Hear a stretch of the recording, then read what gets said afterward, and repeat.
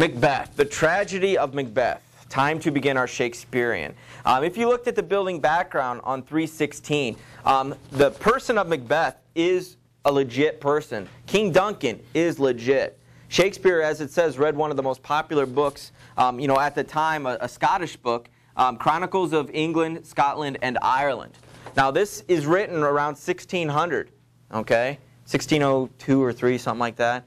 And remember, who is now in charge of England? Well, it's not Elizabeth, because she died, and she doesn't have any heirs and such. It's James I of, remember? Scotland. And so Macbeth is kind of William Shakespeare's, I'm going to write a play for you.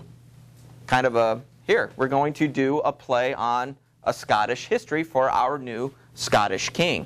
And we have, in the history, Macbeth and a bunch of noblemen kind of took power because they were dissatisfied with the king.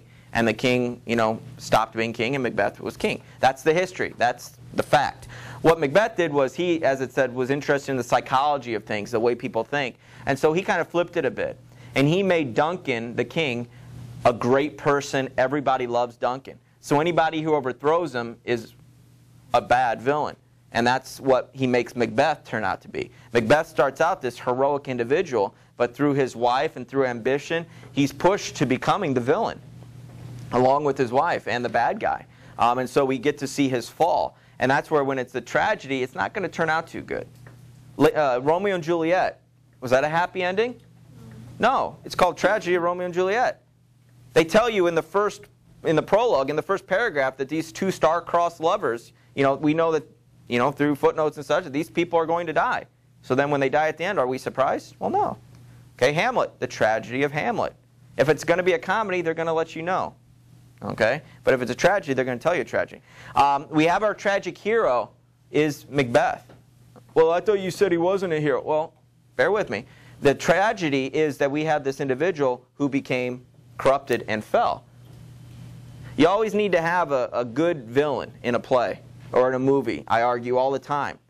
Because if you don't have that counterpoint to the goodness, or you don't see how good they were before they fell, you really don't have an appreciation for the journey that they went on. And what causes that person, that tragic hero, to fall are what are called tragic flaws. Tragic flaws. And we will see what caused him to fall, and fall pretty fast and from a staggering height. That's why when you watch those movies, those drug trafficking movies, or Scarface or Blow, or any of those other ones where you see people really living it up, really gangster, all this awesome, all this money and girls and cars and blah, blah, blah, blah, blah. Do those ever end good? No, never. They're poor, great, poor, dead, usually. Okay? And that's what's the story. It wouldn't be a great story if, oh yeah, look, I'm the best kingpin ever. The end. No, we need to see the fall, and we need to see what caused him. That's what makes it a story. That's what makes it interesting. And a plot that's of substance. If you look on page 318, the cast of characters, this is a page that I always kind of leave my pencil in, or a piece of paper, because as characters are introduced, it's important that you understand who they are. And Shakespeare doesn't spend a lot of time, go back to your cast of characters, and don't forget who this person is. So you're going to have to, wait, who is that? Oh, what? And go back. There might be some confusion because there's a character named Macbeth, obviously, and then there's somebody named Macduff. And so in scenes when they're together, it's Macbeth talks to Macduff, Macduff talks to Macbeth. You might get confused. Oh yeah, and each of them has a wife, Lady Macbeth, Lady Macduff. So you might get confused if you read Lady Macbeth all the time, then all of a sudden Lady Macduff talks, and you're like, oh wait, that's not Lady Macbeth. You might get confused. I don't think it's challenging, but yet I go through this 8 times a year, so it's a lot easier for me to remember than you guys going through it for your first time. Look at what their roles are. We see Duncan is the King of Scotland. We see his sons, Malcolm and Donalbain. Those characters aren't in this a whole bunch. Malcolm more so at the end, but yet each time they're referenced, you're supposed to know who they are. And he doesn't stop. Shakespeare doesn't go, audience, check your program to make sure you know who this is. We expect you to know. Macbeth, they call him the Thane of Glamis. A Thane is a noble, kind of like knights or sirs. Okay? So a Thane is somebody who is given land, and he's a noble person.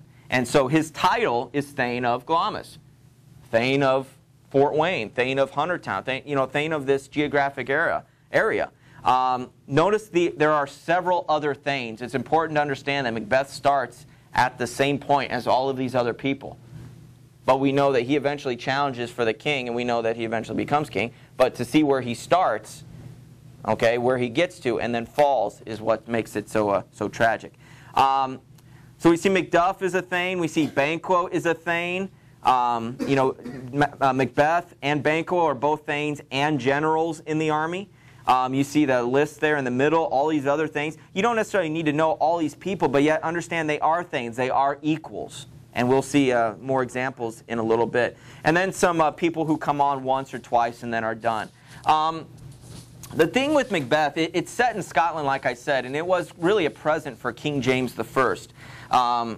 Even though these people are facts, it's still kind of a fictional take on it. It's kind of like historic fiction if you were to ever read books and such like that.